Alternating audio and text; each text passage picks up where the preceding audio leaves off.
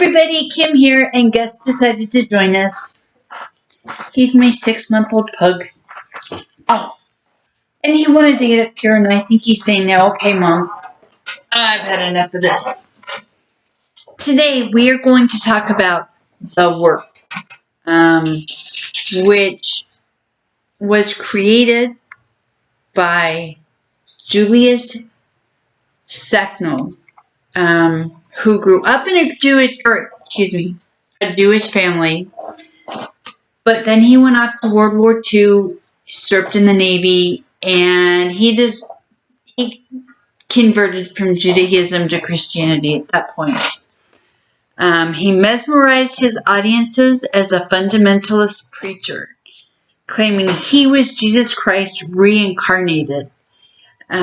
He preached revolution to hundreds of his followers. So by revolution, we mean he's saying, we're going to fight him. We've got this. We're going to take him down. He said there won't be one city left on earth intact. So he planned on total destruction almost. And according to Investigative Discovery, which is one of the websites I checked, they interviewed a former cult member who I didn't record any of the names of the people that were interviewed because I figured, you know what, why cause any havoc in their lives after they've already gone through this cult? But this former member said that he was mesmerizing. Brother Julius would lay his hands on people, and they would shake and vibrate and lay on the ground. So he was trying to do the laying on of the hands to cure people. He decided to call the group The Work. And aside from preaching a mixture of Christianity and Judaism, he would also throw in some science fiction in there. Kind of like, some other religious leaders we know that they developed cults and, they were really just a science fiction writer. So,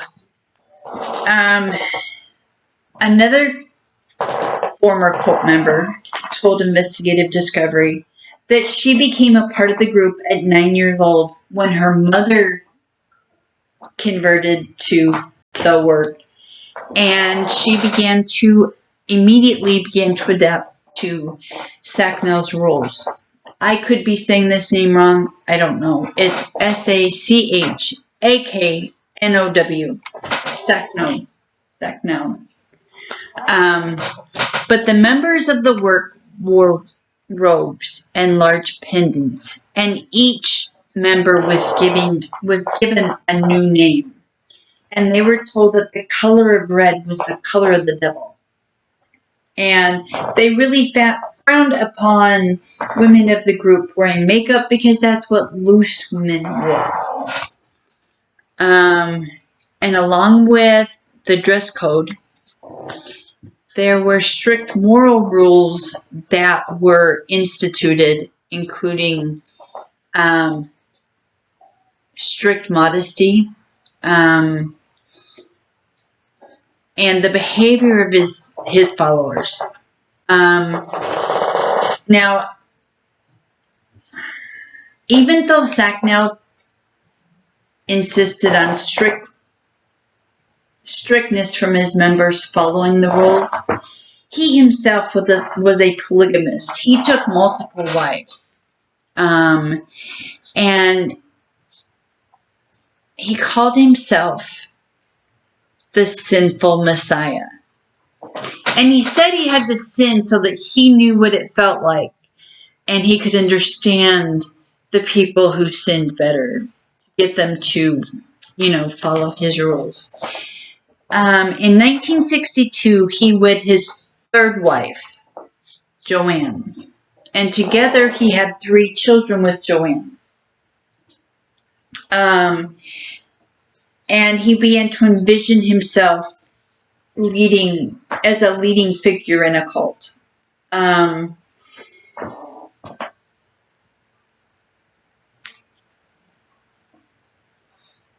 And Joanne became central to his vision about leaving the cult. Sacknow used his knowledge of scripture and his charisma to manipulate young women. Sorry, let me get a drink of water here. Maybe that'll help.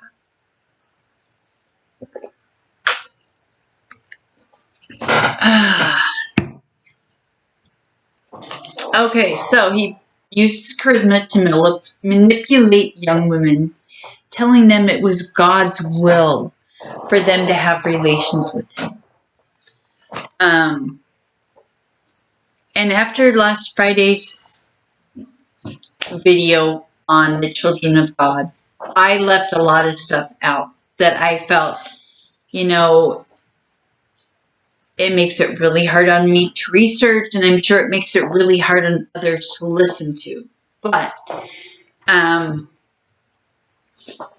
there was one member of the cult who reported that Sacknow asked him to permit his wife to have relations with him and called this his special work. At one point, Sacknow proclaimed that his wife Joanne should enter a relationship with another member of his inner circle.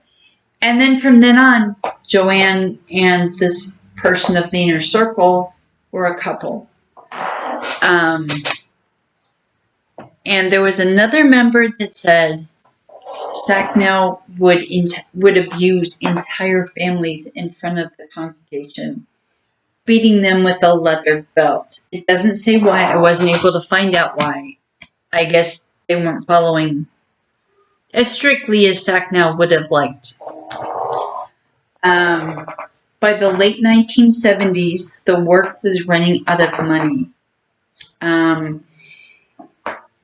And Chief Apostle Paul Sweetman took control of the group's financial matters. The work's several hundred followers helped to build a multi-million-dollar real estate and construction business.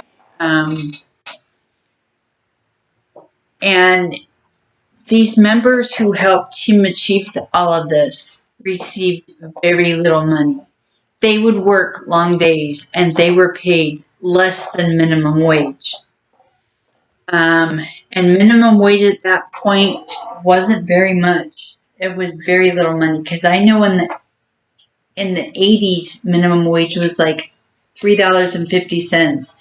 So in the 70s, who knows what that minimum wage was. And after they start building these multi-million-dollar companies, Sacknow decided that he wasn't just a prophet or the Messiah. He started telling people of the group that he was God. And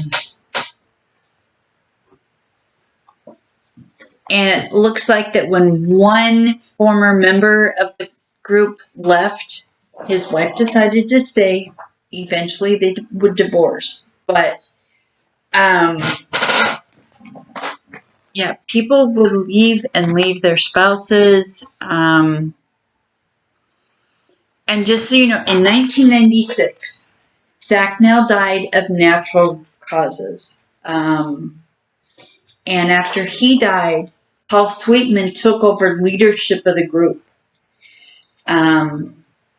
And this was in 1996. He took over leadership of the group. In 1999, Paul Sweetman pled guilty to bank fraud and was sentenced to 3 years in federal prison.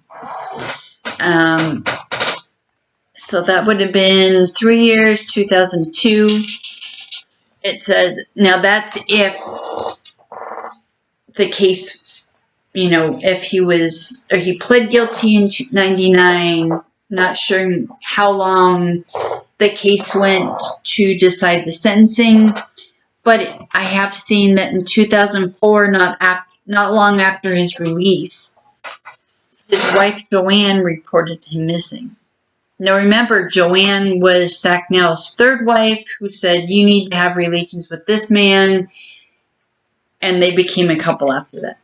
And a month later, after he was reported missing, a coyote discovered a leg on a golf course in New Britain, Connecticut. At first, the police weren't making any connection. It never even occurred to them that this bone belonged to Sweetman. But after further investigation and DNA testing, police matched the leg they found on the golf course to Sweetman. And they figured out through their investigation that a member named Rudy Hannon had claimed earlier that Sweetman had been murdered. In August of 2018, Hannon, who was a cult member, and Sorek Minery were arrested and charged in connection with Sweetman's murder. And this was a case that when the police questioned these men, they both went, he did it, not me, he did it. So Hannon was pointing the finger at Minery. Minery was pointing the finger at Hannon. And in the end, investigators say they believe that Sweetman was brutally bludgeoned and was put into a freezer while he was still alive. So he froze to death, and his body was later dismembered. And both of these suspects, Minery and Hannon, believed that God wanted Sweetman dead because he was hurting Joanne. Other followers claim that Joanne herself had ordered the killing as part of her struggle for control over the cult. But Joanne Sweetman passed away in April of 2011, taking the secrets with her to the grave. So these were people who were thinking that, oh, we've got a great new church to go to. It's great. Because Sacknow would preach the scripture, or Christianity mixed with Judaism. So he was doing the Old Testament and the New Testament together. And they really built up a great empire, and it fell apart because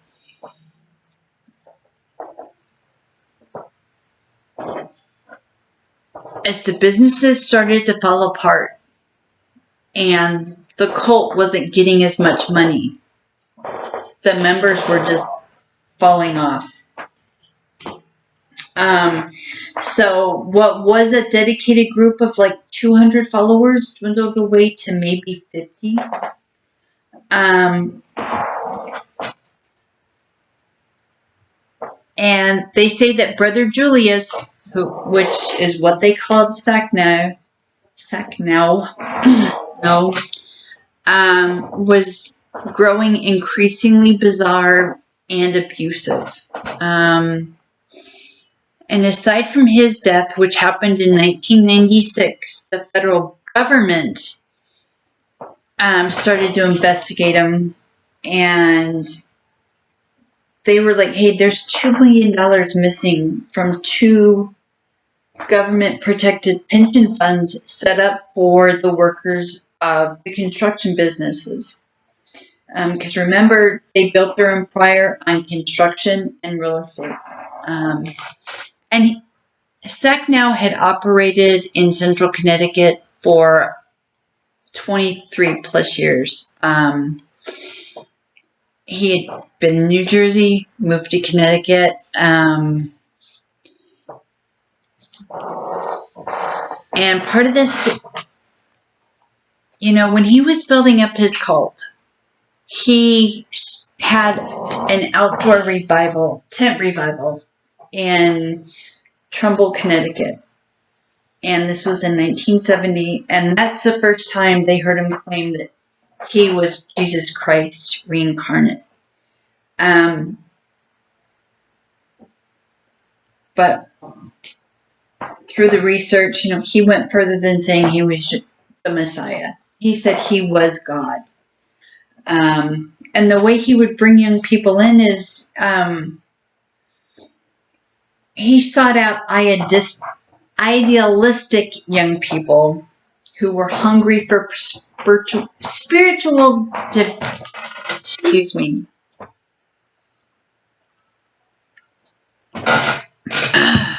who were hungry for spiritual direction. And they flocked to the preacher, who wore a big white robe, large pendant, and they say he had mesmerizing green eyes. And he stopped making public appearances after he declared he was God.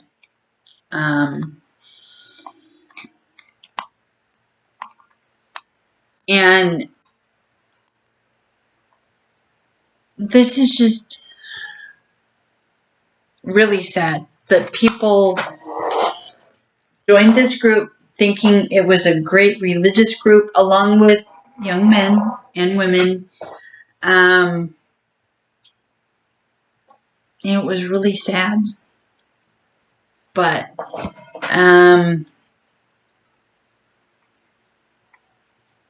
some point in the 2000s, the Superior Court in New Britain ordered the condominium development that had been built by the construction company and managed by one of the real estate companies to be sold. And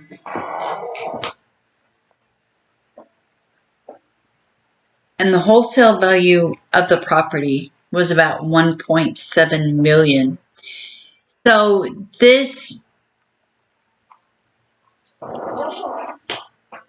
the empire that this group built was worth quite a bit of money. And in an interview with The Current, which is a newspaper, Sacknow did, reiterate his claims to be God. And he said, "I'm your creator, and I've come to punish the world for their sin, for their ungodliness, their crookedness, breaking my commandments," when he was doing all of it himself. Even though he called himself the sinful Messiah, it was one of those deals where it was like, these rules are for thee, not for me.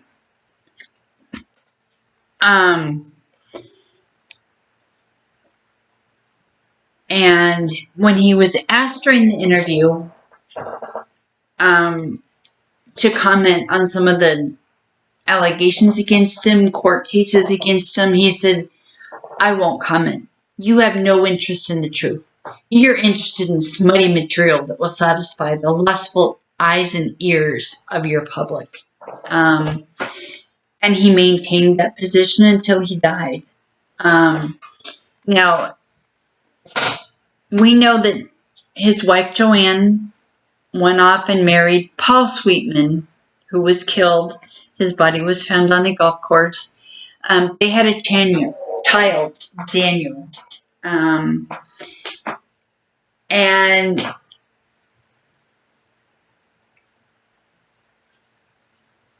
he began to have some of the same issues that Sacknow did. And it's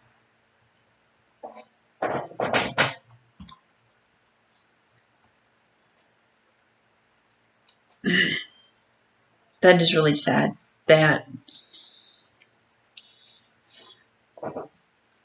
is just sad. So that's one last thing I want to point out, that Hannon, one of the guys who was convicted of murdering Sweetman, died in in prison. He died after COVID hit. He did die of COVID, and he proclaimed his innocence until the day he died. And his attorney has come out and said that yeah, he swears he was innocent. So whether that's true or not, who knows? Now, I want to give you guys a little heads up. I will be putting out a video tomorrow. I'm not going live this week like I had wanted to. My mom called, and she is handicapped. She's in a wheelchair. And so she sent me a text saying, "Can you come help me clean out a closet?" "Yeah, sure, Mom. I'll come help. No problem." So I'm going to be up at my mom's house Wednesday and Thursday helping her clean and cook. Because she can't really do those things herself.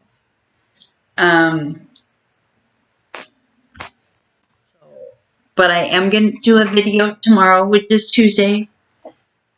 And I'm going to put out at least 2 videos so that your Wednesday and Thursday are covered up. I will schedule them to be sent out or made public Wednesday and Thursday.